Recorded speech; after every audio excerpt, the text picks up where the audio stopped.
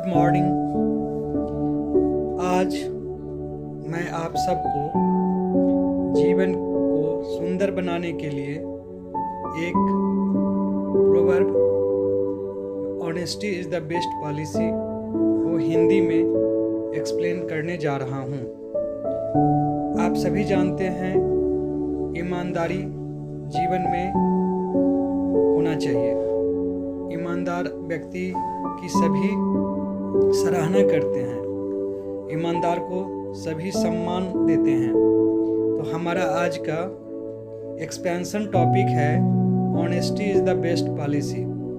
ईमानदारी सर्वोत्तम नीति है।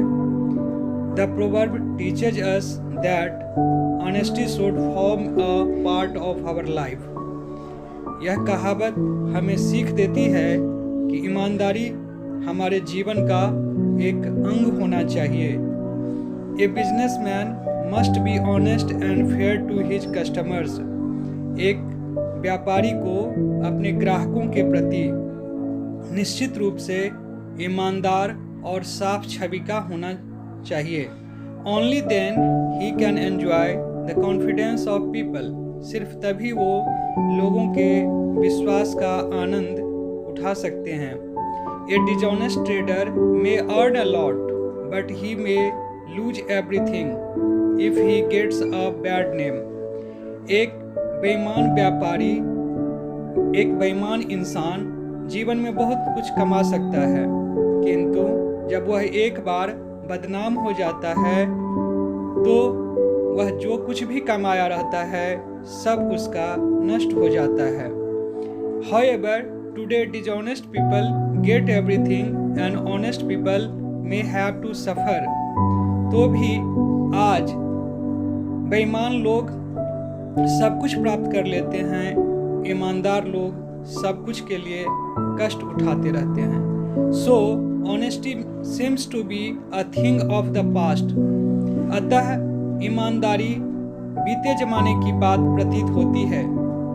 Dishonesty appears to be the order of the day।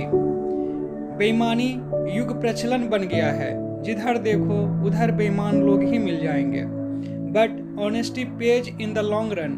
किंतु हमेशा याद रखिए ईमानदारी जीवन के लंबे दौर में, लंबे यात्रा में आपको निश्चित रूप से बहुत कुछ देता है।